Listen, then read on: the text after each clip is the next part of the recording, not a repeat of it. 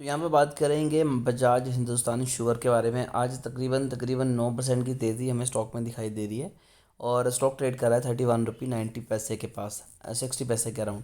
तो यहाँ पर मैं आपको बताऊँ कि हमें क्यों इन्वेस्टमेंट करनी चाहिए। तो और ये जो तेज़ी आ रही है कि 10% के अराउंड जो जंप है ये क्यों दिखाई दे रहा है, तो इसके ऊपर बात करते हैं। उससे पहले हल्की सी नज़र स्टॉक के प्रीवियस क्लोजिंग पे देखें तो 5 दिनों में 5% की तेज़ी है, पिछले एक मंथ में 8% की गिरावट, 6 मंथ में 22% के पॉजिटिव रिटर्न, एक साल में 136% के रिटर्न। मैक्स चार्ट आप सभी के सामने है। तो देखिए अभी कल थी 31 मार्च और 31 मार्च को जितना भी फाइनेंशियल क्लोजिंग होती है वो होती है। अब जब भी कंपनियों में क्लोजिंग होती है तो हमें वेट करता है कि कंपनियों के रिजल्ट आएंगे। अब बजाज हिंदुस्तान शुगर के रिजल्ट आएंगे अगले से अगले मंथ, यानी कि सॉरी मई मंथ में आएंगे बजाज हिंदुस्तान शुगर के रिजल्ट। अब यहाँ पर समझने वाली बात क्या है कि जब कंपनियों ने कल अपना जितनी भी क्लोजिंग की, जब भी जितना भी ऑर्डर बुक्स थी सभी समराइज़ हुई, तो कंपनी के जो मालिक हैं, प्रमोटर हैं, कंपनी के जो मेन हेड्स हैं, कंपनी के जो काम कर रहे हैं अच्छे लेवल पे, उन सभी को आइडिया हो जाता है।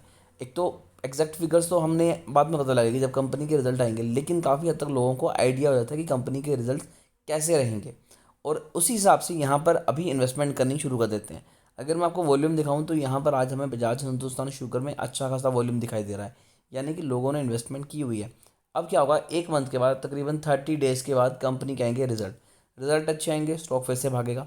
अभी 32 रुपीज़ के अराउंड है, रिजल्ट तक 33 रुपीज़ तक हो जाएगा और उसके बाद ये जाएगा सीधा 37 38 रुपीज़ के अराउंड, यानी कि आपको यहाँ पर आराम से 20 25% के रिटर्न दिखाई देंगे। और यहाँ पर जो लोग जिन्होंने अभी इन्वेस्टमेंट की हुई है वो एग्जिट मारेंगे और अपना प्रॉफिट बुक करेंगे।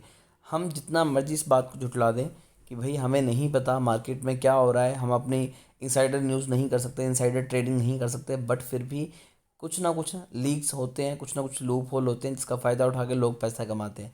अगर जिन भी कंपनियों के रिजल्ट अच्छे आएंगे उनमें आपको आज ही के दिन अच्छा वॉल्यूम भी दिखाई देगा, अच्छा ट्रेड करते हुए नजर आएंगे, हर चीज़ कंपनी के फेवर में जाती हुई नजर आएगी। दूसरी बात, ग्लोबल मार्केट में डिमांड बढ़ी है और इंडिया से एक्सपोर्ट बढ़ा है, तो डेफिनेटली उस चीज़ का ही फ़ायदा मिलेगा। और बजाज हिंदुस्तान शुगर उन गिनी चुनी कंपनियों में से है जो कि एक्सपोर्ट सबसे ज़्यादा करती हैं ग्लोबल मार्केट में। दूसरी बात, यूपी की सबसे बड़ी कंपनी में आती है और इसमें इन्होंने अपना जितना भी डेट था वो भी रीप्लान किया हुआ है और उसे भी चुका रहे हैं, साथ ही साथ फार्मर्स को भी पैसे दे रहे हैं। तो कंपनी भी अपने लेवल पे भी अच्छा काम कर रही है। तो ओवरऑल देखा जाए तो बहुत ज़बरदस्त चीज़ है। सेम चीज़ हमें क्वार्टर 3 के टाइम भी दिखाई दी थी।